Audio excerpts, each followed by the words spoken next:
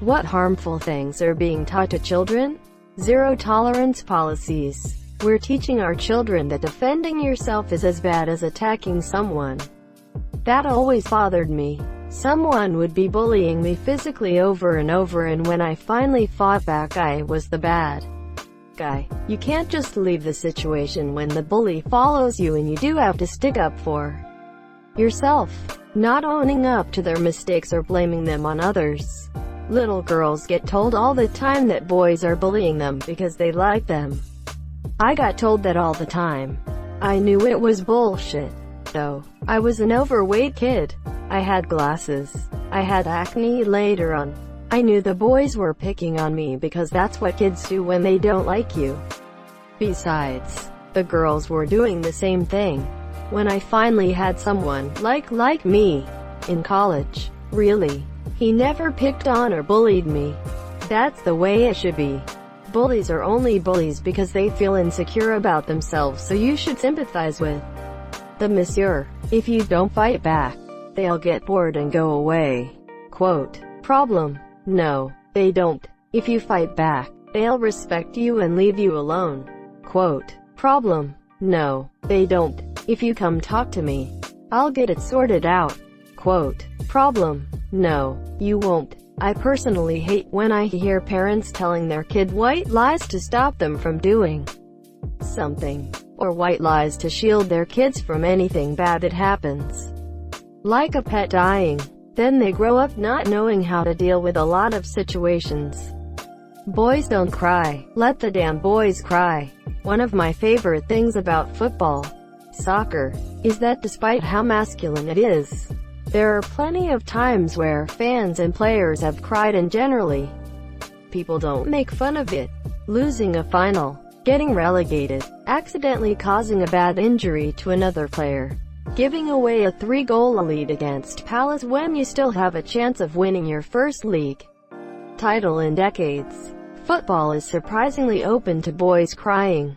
In a nasty divorce, the parents may only talk about each other's bad qualities, and the kids may have issues with their parents. I would say what's harmful is what's not being taught. Bad ideas about sex from porn. Yes, there was a thread here a week ago about parents. Why don't you let your kid watch porn? And what I expect were teenage boys were saying how much they need it.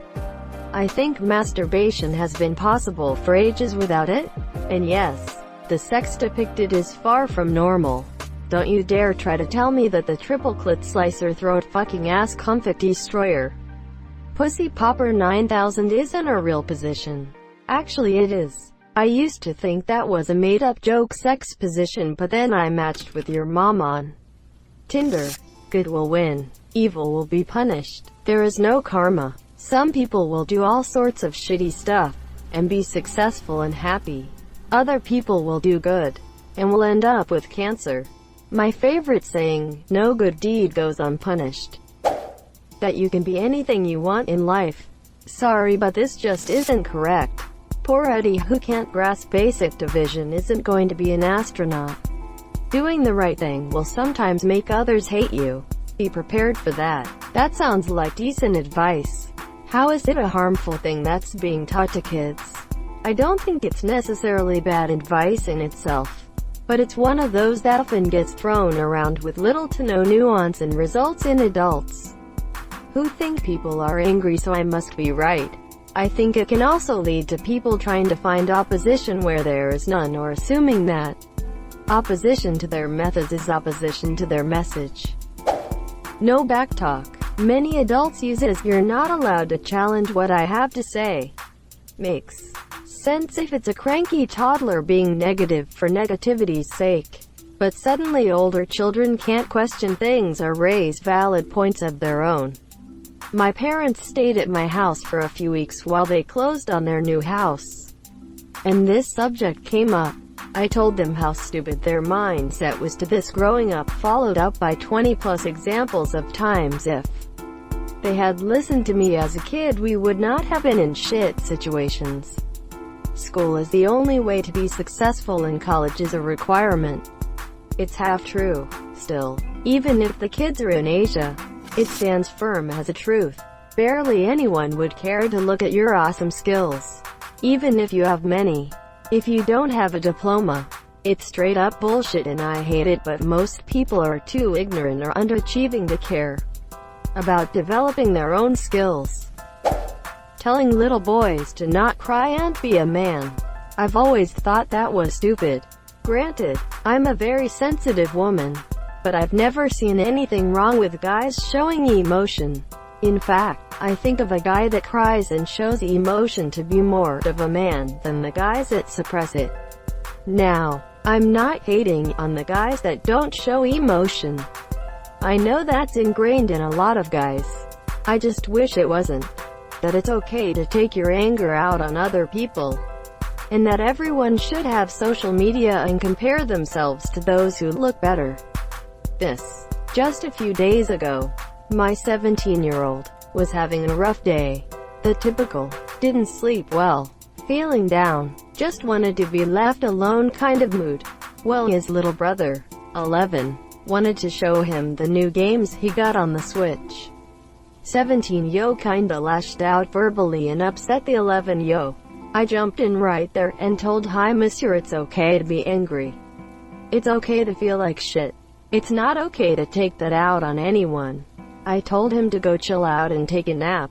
A couple hours later he came back and apologized to his brother and played on the Switch with him for a while. NAAWW.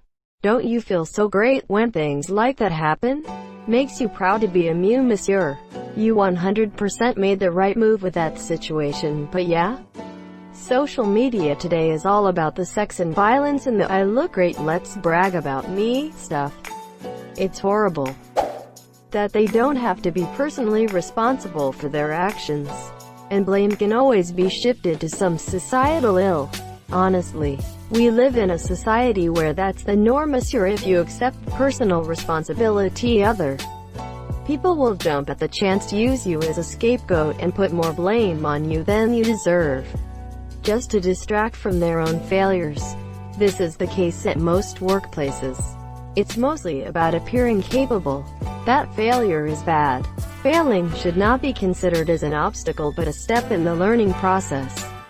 Demonizing the failure and stigma associated with it makes many children lose their interest once they fail. That things you can't control, like how smart you are, matter more than things like hard work.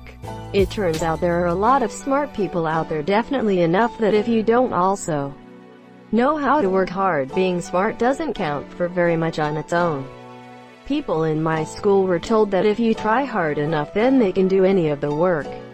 If a teacher teaches something in a way that doesn't connect with a student, then they will not get it no matter how many times it's explained. An example of this is my friend, who had failed many math classes. But this year we had a new teacher who taught differently and he aced the first test without any special effort. Finishing your plate, you should eat till you're full, not until there is no more food on your plate. I think this is often misinterpreted. While we don't want to encourage overeating, the message should be, don't waste food. You should only take what you can eat. If you aren't sure, only take only a small portion. Don't pile food on the plate and then throw half of it away. Introducing and letting them get addicted to electronics at a very early age. Small doses I feel are fine, but I feel like so many children nowadays are overstimulated with screen time that it's hard for them to focus or pay attention because they are already addicted to playing with a phone or playing iPad. The problem with parents that I have observed is if their kids misbehave, they don't discipline them, but rather enable the behavior.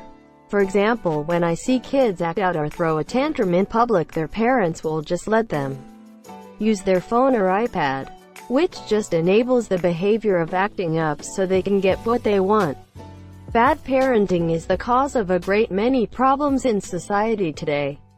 That's the beautiful irony in most countries. You're expected to have children, but never taught how to raise them, monsieur. That everybody is a winner. No, losing and disappointments are part of life and they are integral to your growth both emotionally And socially, we have a lot of people who enter the real world who have been told they are deserving of things just because they cannot take rejections and losses in their personal and professional lives with any grace whatsoever. This is also resulting in mediocrity being accepted as a norm because nobody wants to call out ineptitude, while the hard work and dedication being put in by people who do end up in good positions are being played down. It's a little harsh, but it's true. Kids gotta learn how to lose before they can truly start to win. That's the only way being gracious in victory will ever come about. Teaching them to respect authority instead of learning to freely question everything. My mother tried to have it both ways. Always question authority. Unless I'm the authority, then keep that shit quiet. Was she from New York? I don't think those two are mutually exclusive. They should be taught to question authority in a respectful manner. I wholeheartedly agree with this. I think we'd make more progress as a society if more people questioned authority, rules, systems respectfully. We have athletes graduating college unable to read. So, pro sports entertainment does make sense though. In a world where survival is fairly effortless and you have ton of free time, entertainment becomes important. The people who can create that entertainment become the most valued people in society. The entire sex education system in America is a joke. Abstinence does not work. Denying people birth control does not work. Teach kids that sex before marriage is a sin, even though religion is not supposed to be taught in public schools. Only makes them keep secrets. Teaching girls to become willing victims, telling them that they need to wear longer shorts and not show off their shoulders. That boys picking on them only are doing it because they like them. As you're teaching little girls that violence is acceptable. Teaching little boys they are not allowed to feel emotions, that they are not allowed to cry, that they need to take it like a man, even though they are not men. They are little boys. Telling little boys that they should like to read and cannot like learning about the liberal arts. I've never understood the shoulders thing. As a dude, I have honestly never popped a boner from a girl's shoulders. History from a single perspective. I am a history teacher and I firmly believe one of the most damaging things schools do is teach history from a single perspective, especially a Eurocentric one. It just isn't how history works and causes lots of issues for any person, group who doesn't share that single perspective. P.S. Teaching what I call great man history is almost as bad. History was made by more than presidents, inventors, and celebrities. Teaching only about significant figure after significant figure minimizes the impact of the 99.9999999% of the population that isn't super famous. Expert fallacy. Trust authority. The expert fallacy makes sense in a rational debate where we are testing ideas by their merit. We want to examine the ideas, not their creator. However, a lot of people take this to mean that uninformed opinions are as good as rigorously debated scientific facts, which they aren't. We need to teach that nuance. To repress their emotions, it will only cause them to bottle them up and accumulate them to the point of exploding in an instant. Abstinence-only sex ed. I super surprised now that my school didn't have that. We were given a thorough sex education. I'm from a small town in the South, and from what I've read here, that was unusual for the South in the 90s.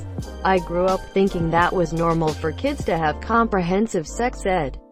Maybe things have changed. Boys will be boys. Happily ever after. Like once you land a partner you're good. The stories never go on past that. They don't deal with monotony, temptation, threesomes, orgies. I think I know why your interview at Disney didn't work out. Maya makes right, that they are special. That they are special and unique compared to everyone else. I'm not saying to destroy a kid's self-esteem, but the longer that bubble isn't popped, the harder it is for them to accept that they are probably just as average as the other 7 billion people. Kids need to know failure and disappointment before they become adults. That they are not good enough. To be fair, some children are being told they are too good and end up spoiled and entitled. This is a bigger problem today from what I've seen. Thank you so much for watching and have a good day.